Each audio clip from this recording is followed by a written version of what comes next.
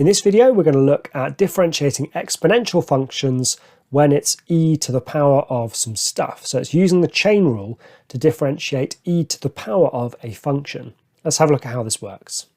All right, so we're wanting to differentiate something like this. And by e to the stuff, I mean, it could be y equals e to the power of x cubed minus 5x, or maybe it's y equals e to the power of cos 3x, e to the power of anything.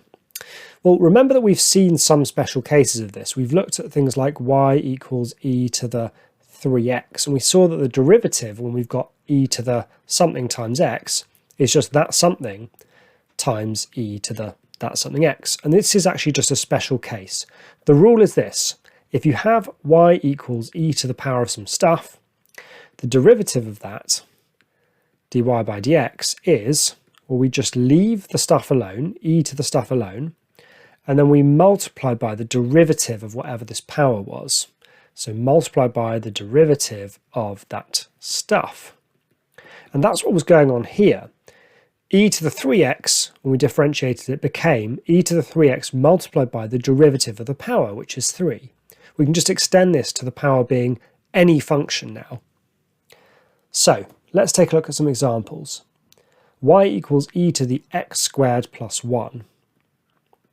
Differentiating this, I need to leave this alone, e to the x squared plus 1, and then multiply by the derivative of that power, which is 2x. So, neatened up, we could write 2x e to the x squared plus 1, and there's the derivative of e to the x squared plus 1. What about this one? Well, to differentiate, we get f dash of x is, we leave this alone, and then we multiply by the derivative of that power, which is cos x, and there is the derivative of e to the sine x. Okay, let's apply this and look at a turning point problem. F of x is e to the sine x plus cos x. Can we find the x coordinates of the turning points of f of x in the interval 0 to 2 pi? So that's when dy by dx, or f primed of x, is 0. So f primed of x is, well, how do we do this? It's, we leave this bit alone, e to the sine x plus cos x, and then we multiply by the derivative of this power, which is cos x, that's the derivative of sine x, minus sine x, because that's the derivative of cos x. And then we set it equal to 0. So if I've got something equal to 0, it's either because this part of it equals 0, e to the sine x plus cos x equals 0, or it's because cos x minus sine x is 0. All right, well, this one has no solutions. And the reason why it has no solutions is, if you recall what the graph of e to the x looks like, it never equals 0. Okay, you can't sub any number into the exponential function and get 0.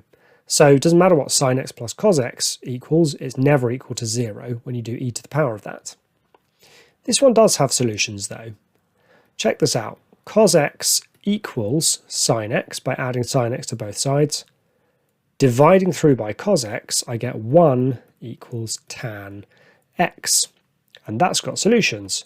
Inverse tan of 1 is pi over 4, and then we can always add multiples of pi, and if we add pi once, we stay within our range.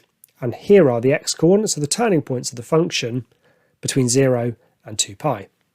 Okay, that's all on exponentials with the chain rule. In the next video, we look at logs.